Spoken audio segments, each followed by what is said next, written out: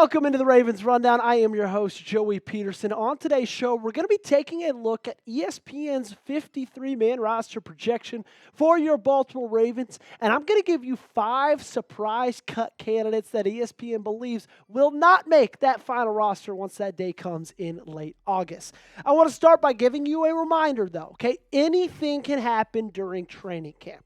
If there's a guy that's the 54th, 55th best player on this roster that barely isn't going to make it on this list that you really like, well, I could tell you one of two things.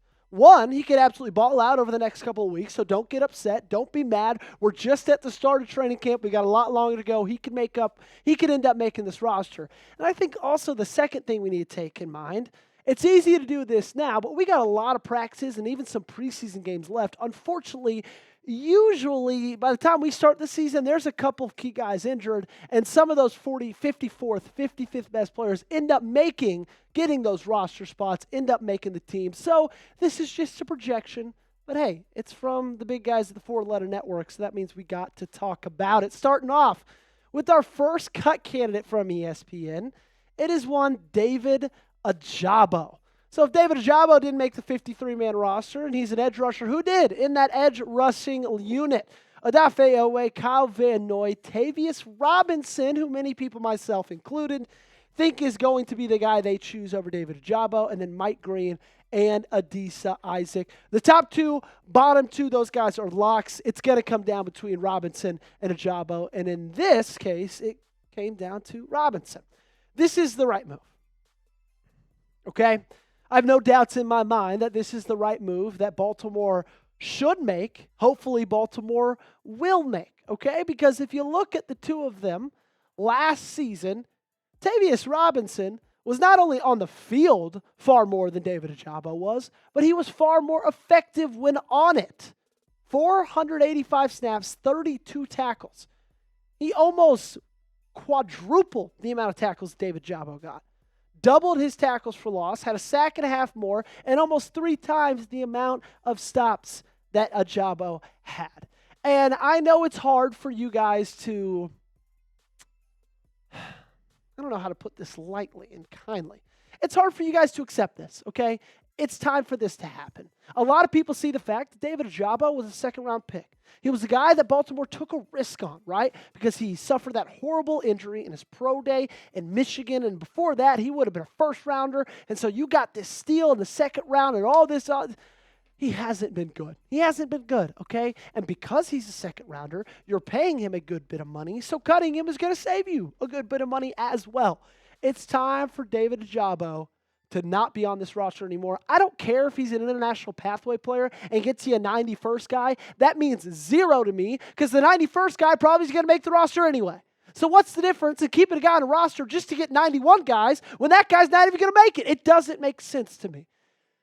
David Ojabo, I believe that your time in Baltimore is done. What say you guys? Let me know by liking today's video if you think the Ravens will beat the Bills week 1, okay? We talked about it in the office.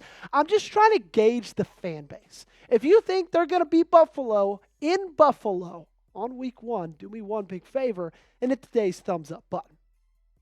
On to last year's star of the preseason, a guy I went to bat for every single day is Dayton Wade. ESPN believes he will not make the 53-man roster. Now, I will say, of all of these guys, I think Wade is a guy to keep your eye on during camp just because of his flash ability. And yes, I'm coining that term and that word, so don't use it. If you do, go ahead and Venmo me. But the thing that's keeping Wade off this roster, currently, in my opinion, is the fact that he's pretty much the same exact player as a guy Baltimore just drafted in LaJohntay Wester out of the University of Colorado.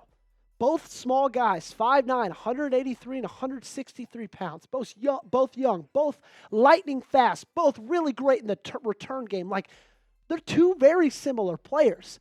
And when you look at who you already have on this roster with Zay Flowers, it'd be ridiculous to keep both Wade and Wester because then 3 of your wide receivers would be 5'9" and at least 183 pounds, or at most 183 pounds. Like, that's not going to happen, okay? That's not what most wide receiver rooms are made out of, half of the guys being 3 inches under 6 foot and no more than $180.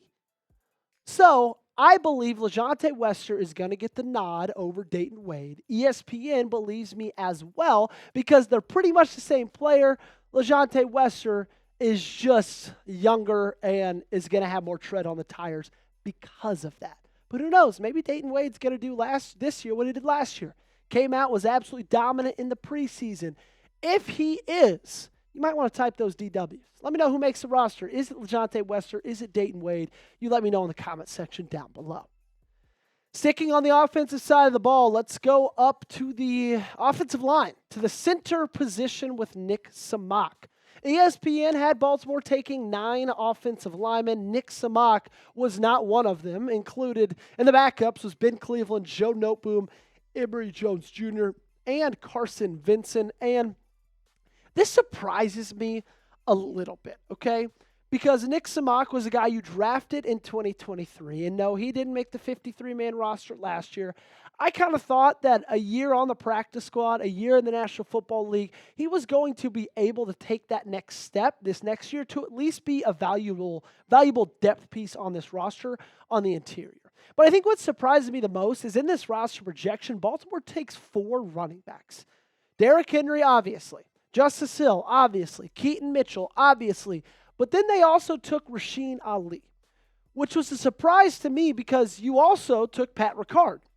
That's no question. So really, it's almost like you took 5 running backs because you had 4 running backs and a fullback. And so I would be shocked if Baltimore carries, I wouldn't be shocked if Baltimore carries 3 running backs. I would be kind of surprised if they keep Pat Ricard and they also carry a guy like Rasheen Ali. That just doesn't make sense to me. So if they carry only 3, that opens up a spot on the offensive line, and I believe that Nick Samak will be able to take that spot. Coming up, we're going to go over to the defensive side of the ball and talk about 2 guys who might not make the roster per ESPN.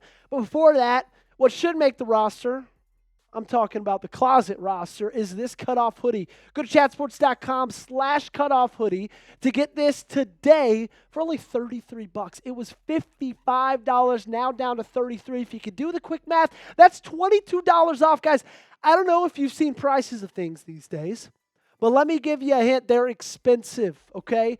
$33. That is wonderful for an officially licensed piece of Baltimore Ravens merch. It can be yours if you go to chatsports.com/cutoff hoodie. Of course, that link's in the comment and description of today's video. $22 off. Take advantage of that right now.